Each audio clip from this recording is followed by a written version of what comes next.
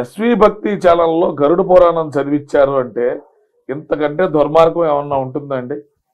ఒక భక్తి ఛానల్లో గరుడ పురాణం చదివించాడంటే అతన్ని ఏమనుకోవాలి? అతను ఊరుకోవాలా, కొయ్యాలా, కొట్టాలా?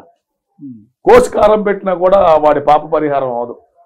అయినా కూడా వెంకటేశ్వర స్వామి ఆయన కొడుకుని తీసుకెళ్లిపోయినా వాడికి బుద్ధి రాలా. మరి ఆ సమయంలో ఈ హిందువులంతా ఎందుకు స్పందించలేదు?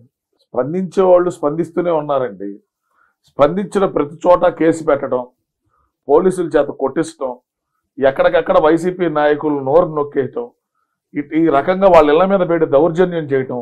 ఇందులో వాళ్ళు ఎవరన్నా కార్యకర్తగా సంక్షేమ పథకాలు తీసుకునే వాళ్ళు ఉంటే వాళ్ళకి పూర్తి స్థాయిలో ఇబ్బంది పెట్టడం, ఇలా భయభ్రాంతులను గురి చేశారు. అందుకని ఏంటంటే ఎవరినైనా మెయిన్ తలకాయను కొట్టినప్పుడు యుద్ధంలో రాజు చచ్చిపోతే సైన్యం అంతా పారిపోతారు. అలాగే ఎవరైతే ఉద్యమం చేయడానికి ముందుకు వచ్చారో వాళ్ళని నొక్కేసి, గొంతు నొక్కేసి, నోరు నొక్కేసిన తర్వాత మిగతా వాళ్ళందరూ కూడా పారిపోయే పరిస్థితి. ధైర్యం ఉండాలి కదండి, కుటుంబాలు గడవాలి కదా. అందుకని ఏం చేశారు? ఎవడు రాలేని పరిస్థితి. ఇప్పుడే ఎందుకు వచ్చారంటే ఈ జగన్మోహన్ రెడ్డికి సాక్షాత్తు వెంకటేశ్వర స్వామి బుద్ధి చెప్పాడు.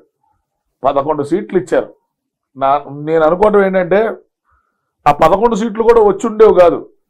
250 తోటి 2000 తోటి 2 సీట్లు గెలిచారు. లేకపోతే ఆయన నవరత్నాలలాగా 9 వచ్చాయి. ఎక్కడో అది పొరపాటు జరిగి 11 సీట్లు అయినాయి. అయినా కూడా ఆయనకు బుద్ధి రాల. ఆయనే రాజు కింద వ్యవహరిస్తుంటాడు. ఆయనే నేను రాజుని అనుకుంటాడు. కొంతమంది అధికారులు, అంటే చాలా మంది అని ఎందుకు చెప్పానంటే ఆయన దగ్గర 5 ఏళ్లకి పనిచేసి అలవాటు పడిన కొంతమంది అధికారులు, అది వందల్లో ఉండొచ్చు, వేలల్లో ఉండొచ్చు, రకరకాల డిపార్ట్మెంట్లో ఉన్నవాళ్ళు ఇంకా ఆయన రాజరిక పరిపాలనలో పనిచేస్తున్నట్టే ఉన్నారు. సో ఇందులో కూడా మార్పు రావాల్సిన అవసరం ఉంది. అలాగే టీడీడీలో ఏవైతే అవకతవకలు జరిగినాయో అది లడ్డు అని ఈరోజు ముఖ్యమంత్రి గారు చెప్పారు కాబట్టి మనకు తెలిసింది. ఇవి కాకుండా ఎన్ని జరిగినాయండి? కరుణాకర్ రెడ్డి అనేవాడు టీటీడీలో గత 5 సంవత్సరాలలో 2 బోర్డులు ఏర్పడింది. మొట్టమొదటిగా వైవి సుబ్బారెడ్డి బోర్డు ఉన్నారు, తర్వాత కరుణాకర్ రెడ్డి వచ్చారు.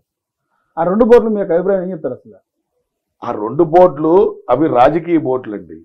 ఎప్పుడైనా టీడీడీలో అది స్టాట్యుటరీ బాడీ, ఒక ఇండివిజువల్ బాడీ.